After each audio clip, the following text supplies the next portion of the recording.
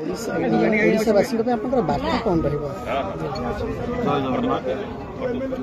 आज आम नियाली निर्वाचन मंडल मुरांग शासन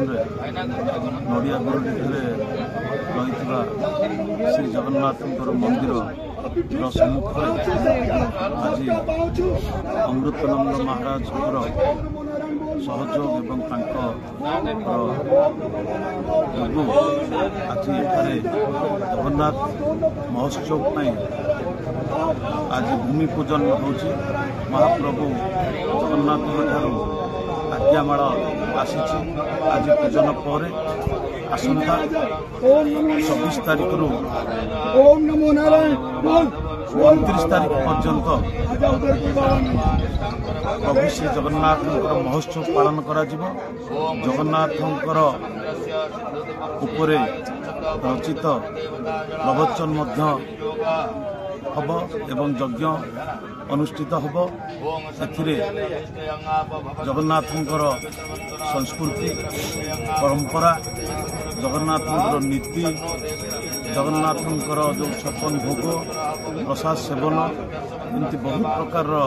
कार्यक्रम 5 दिन काल हम आज आमर सौभाग्य आमर भाग्य आम अंचलर जे ये कार्यक्रम से महाप्रभु जगन्नाथ जदि आशीर्वाद न था ये केबे संभव हो न था तेणु महाप्रभु श्री जगन्नाथ को अपार करुणा अपार महिमा जो आज एठारे तांकर गोटे कार्यक्रम होची जगन्नाथ जो परंपरा अच्छी जो संस्कृति अच्छी जगन्नाथ महिमा अच्छी से विषय आज लोकलोचन को आनिबा लोकों पाखरे पहुँचेबा ये गोटे मुख्य उद्देश्य रही जगन्नाथ प्रचार प्रसार किभली भाव में आज ये दुनिया रे जगन्नाथ संस्कृति परंपरा को जदि सबू लोक जानवे एवं जगन्नाथ नीति को जानवे ताहले निश्चित भाव में आम नियाली निर्वाचन मंडली ता संगे संगे सारा ओडिशा गोटे आध्यात्मिक माहौल सृष्टि हम आ विशेषकर कहि मो निर्वाचन मंडली निश्चित भाव में आध्यात्मिक स्थान अच्छी तार कारण हूँ पवित्र प्राची नदी जहाँकि गंगा नदीर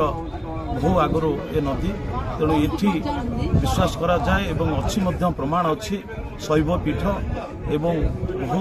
देवदेवी यही नदी कूल रही अवस्थान एवं प्राची नदी बहुत मूर्ति आविष्कार होईची जो प्राची नदी तटरे भक्त जयदेव तपस्या करथिले एवं एठी से तांकर गीतामृत लिखिथिले जो आपणकर गीत गोविंद को रचना करथिले ये एभली एक पवित्र नदी जो काकटपुर मंगला स्वयं श्री जगन्नाथंकर जेतबले नवकलेवर हुए से नवकलेवर रे जेतबले दारू को अन्वेषण करा जाए पुरी दैतापति माने आसी जो आमर देउली मठरे रही ए पवित्र प्राची नदी रे स्नान करी माँ मंगला पाखरे अधिया पड़ी तापर से माने दारूर अन्वेषण रे जाती तेणु एभली एक पवित्र नदी आम अंचल अच्छी एवं विभिन्न देवदेवी मंदिर अच्छी आज महाप्रभु जगन्नाथंकर आशीर्वाद रे करुणा रे आज एठारे जो भूमि पूजन करा जाउची ये निश्चित भाव में आम अंचलवासी को प्रभुंकर आशीर्वाद रही एवं समस्ते शांति रे रहिबे आम अंचल निश्चित भाव में गोटे आध्यात्मिक महल सृष्टि होगा जाउची।